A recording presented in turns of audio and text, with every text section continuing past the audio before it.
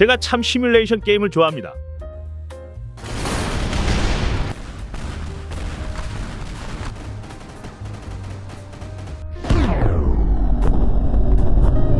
물리엔진이 지랄나는 거 보는 맛이 있거든요.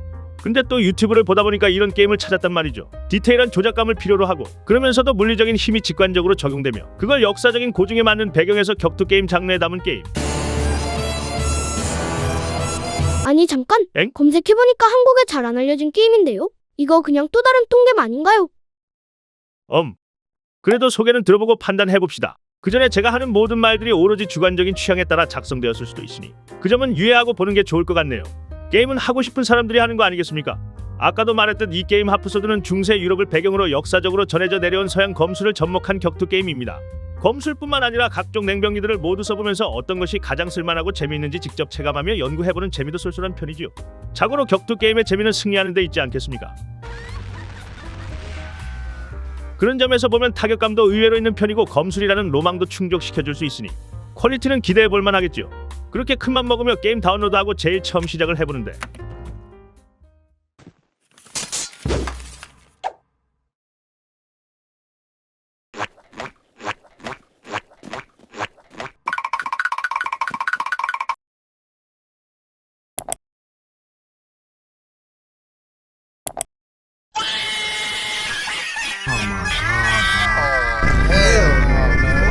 그렇죠. 처음 본 게임의 WASD 좀 눌러보니까 조작감이 이게 뭡니까? NPC들끼리 싸우는 모습을 보아하니 이건 뭐 그냥 그래픽 좀 좋아진 TABS를 방불케 합니다.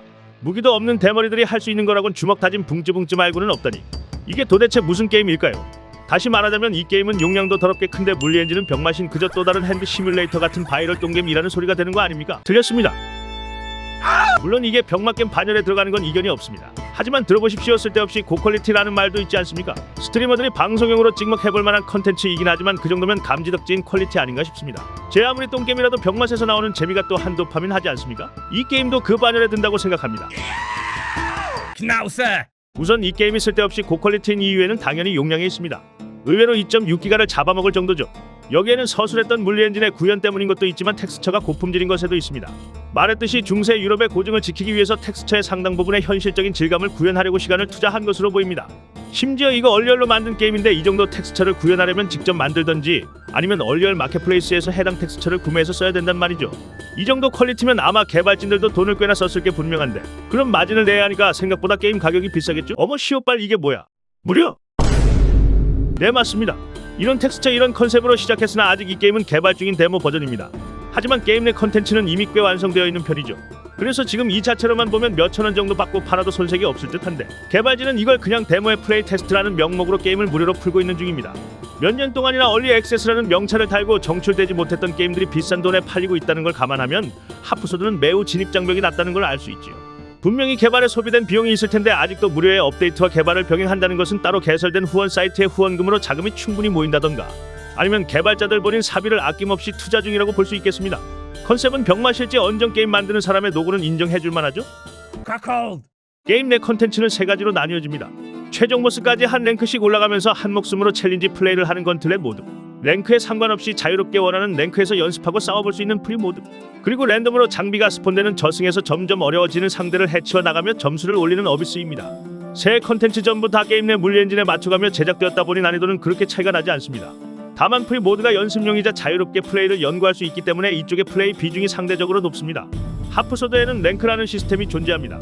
총 9개로 나뉘어져 있으며 각 랭크별로 사용할 수 있는 무장과 방어구의 품질이 좋아집니다. 건트랙과 프리 모드에서는 준비된 프리셋으로 플레이하니까 방어구를 주어야 할 일이 없다시피 한데 어비스 모드는 시작부터 아예 빤스 자락만 입고 시작해서 더 좋은 등급의 장비를 직접 찾아 입어야 하는 구조입니다. 물론 모든 모드 전부 한번 죽으면 캐릭터가 리셋됩니다. 일반적으로는 NPC와의 1대1 대결인 싱글 컴뱃이 메인이 됩니다. 룰도 아주 간단합니다. 그냥 상대가 포기할 때까지 공격을 먹이거나 상대를 기절시키던지 또는 물리적으로 더 이상 못 일어나게 만들면 됩니다.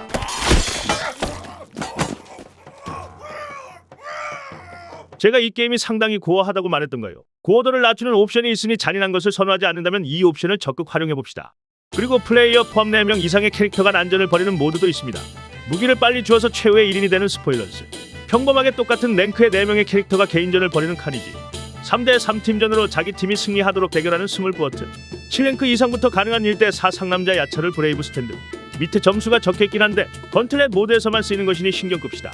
아이콘을 누를 때마다 로드아웃이 랜덤으로 바뀌니 원하는 무기가 나올 때까지 계속 돌려보는 게 좋겠네요. 안 나오면 뭐 아쉬운 거죠. 혹시 맨 위에 9번째 랭크가 클릭이 되지 않는다고요? 그렇다면 그건 스쿼드로 데모 0.5 버전 기준으로 항상 게임을 실행하면 가장 먼저 선택되는 모드입니다. 게임의 구성 자체는 프리 모드와 다르게 거의 없지만 여기서는 각 랭크별로 채워야 할 점수가 존재합니다. 이 점수를 다 채우면 그릿 챔피언이라는 모드를 플레이 가능합니다. 랭크별로 만들어진 보스몹을 상대해서 이기는 것이 목표인데 와 씨발.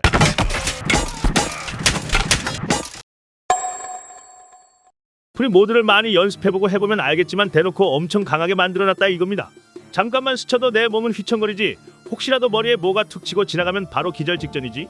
심지어 제일 때리기 쉬운 급소인 머리를 때리자니 보스들은 키가 상당히 큽니다. 언더독 싸움이라는 게 이런 걸까요? 이러다가 중간에 죽으면 어떻게 되는 거죠?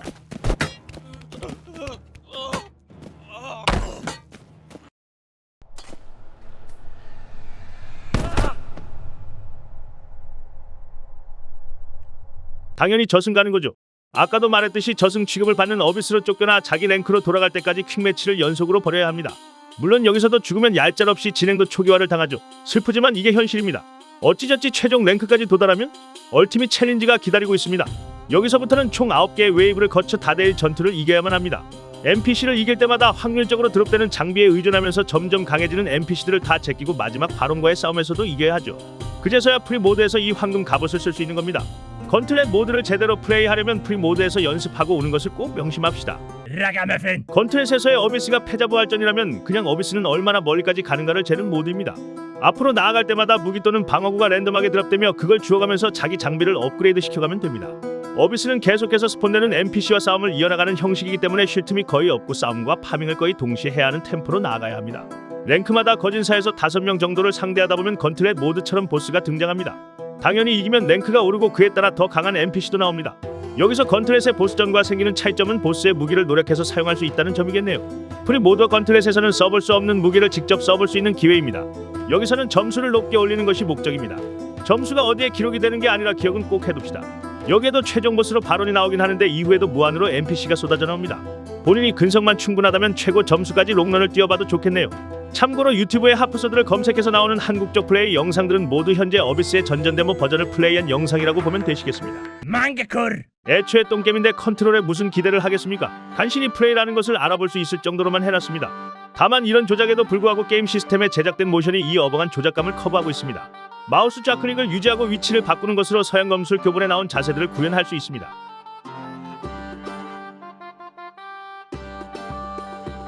포아너나 쉬벌리처럼 마우스 동작이 가장 중요한 시스템으로 이루어져 있는데 하프소드는 마우스 움직임의 속도에 따라 공격의 세기가 결정됩니다. 감도 조절을 하면 이 부분에서 나름 유용한 편이지만 빠르면 오히려 정확하게 때리기 힘들고 느리게 하면 약하지만 정확도가 상승합니다. 나름 말되는 구조이긴 합니다. 미리 만들어진 모션과 실시간 피드백으로 움직이는 조작을 통해 나름대로 실제 서양 검술 대련 모습을 그럴싸하게 구현할 수는 있습니다. 물론 역수로 검을 잡는다던가 또는 모트실락 같은 디테일한 조작은 안되고 애니나 영화에 나오는 것처럼 로망 있는 전투씬을 만들기는 어렵습니다. 실제랑 창작물은 많이 다르니까요.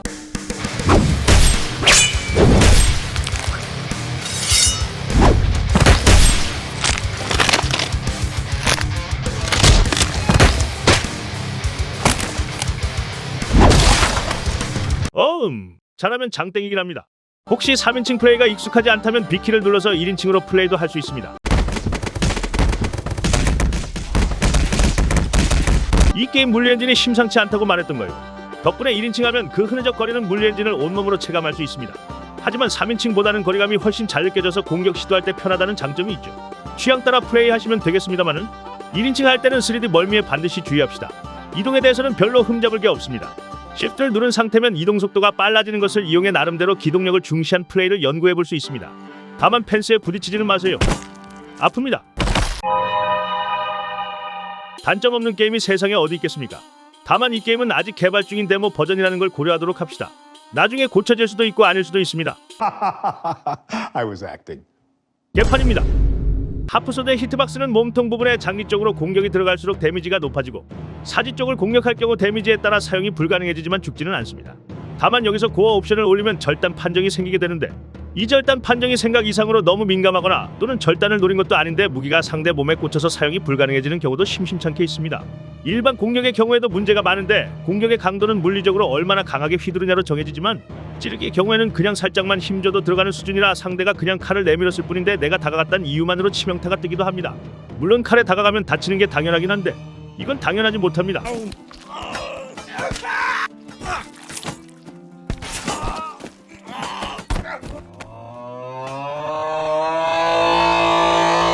이 문제와 더불어 완벽하지 못한 물리엔진의 한계로 원래 같았으면 갑옷을 입어서 막혔어야 할 공격이 갑옷을 뚫고 들어가 그대로 치명타가 억지로 들어가지기도 합니다. 빠른 속도로 움직이는 물체가 히트박스를 뚫는 경우는 생각보다 많은 게임에서 벌어지는 일이지만 적어도 물리적 상호작용이 메인이 되는 게임에서는 가능한 일어나지 않도록 해야 한다고 봅니다.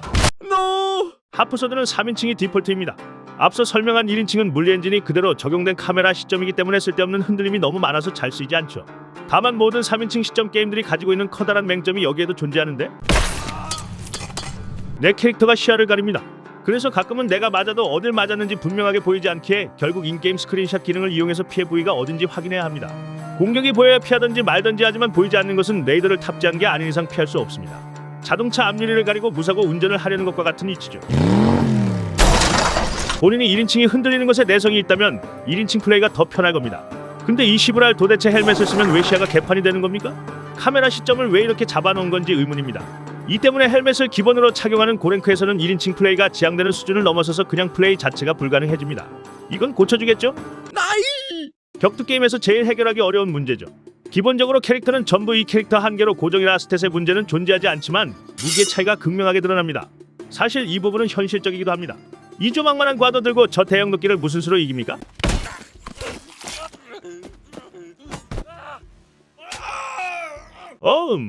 잘하면 장땡이긴 합니다. 무기 종류는 매우 많지만 상대는 항상 랜덤한 무기를 들고 오기 때문에 모든 상황에서도 유용하게 대처할 수 있는 무기군으로 자연스럽게 선택지가 고정됩니다. 본인이 원한다면 아무 무기를 들어도 상관없습니다. 플레이어의 자유니까요. 그런데 만나는 상대마다 랜덤한 무기를 들고 오는데 내가 한 손 메이스 들고 왔더니 상대가 저딴 양심 뒤진 무기를 들고 오면 어쩌라는 겁니까?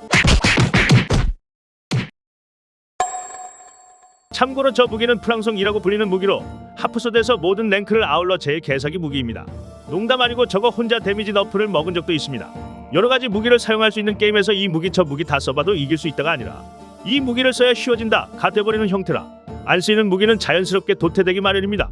일부러 안 쓰는 무기를 들고 언더독 컨셉 플레이를 해도 될 정도죠. 근데 한손 무기 핸들링이 개판인 걸 어떻게 해야 하죠?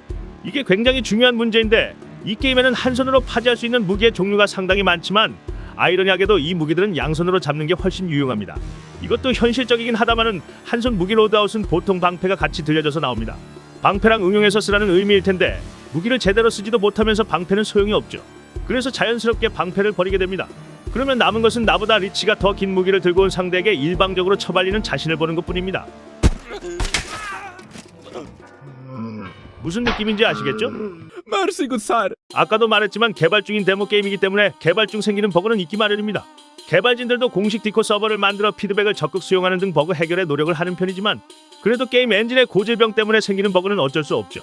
대표적인 버그로 얼리얼 오류로 인한 튕김 버그가 있습니다. 건틀렛 모드 얼티밋 챌린지에서 자주 걸리는 버그인데 피효과와 아머, 파티클의 개수가 너무 많아지면 엔진의 과부하가 걸리는지 오류 창을 띄우며 게임을 터뜨립니다. 피 옵션, 고어 옵션을 다 해제하면 해결되는 문제지만 고어 이펙트가 메인이 되는 게임에서 피를 없앤다뇨. 누가 둠할 때 악마가 샤라방방하면서 죽는 걸 원합니까? NPC가 제대로 디스폰되지 않아 땅바닥에 이상한 충돌 판정을 남기거나 무기가 몸통에 끼어서 바람개비가 되기도 하고 어떨 때는 아무 이유도 없이 가만히 서 있어도 스태미나가 감소돼서 지 혼자 탈진해서 쓰러지는 버그도 있습니다. 그리고 참 알 수가 없는데 도대체 왜 이리 많은 사람들이 자기 캐릭터가 자연인이 되는 버그에 걸리는 걸까요? 난 걸려본 적이 없는데 이 게임이 다른 유명 게임들처럼 몇백 시간 박을 만큼의 재미가 있느냐 하면 그건 아직 아니라고 봅니다.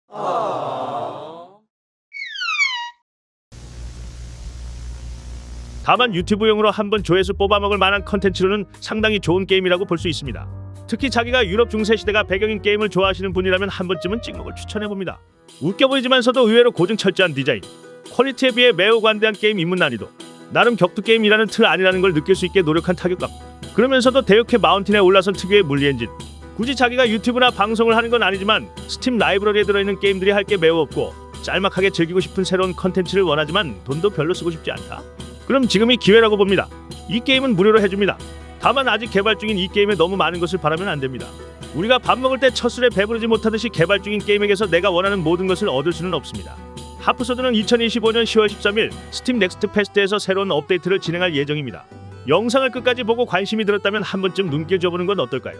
자, 그럼 저는 하프소드나 더 하러 가겠습니다. 다음에는 어떻게 플레이하는 건지 보여드리겠습니다.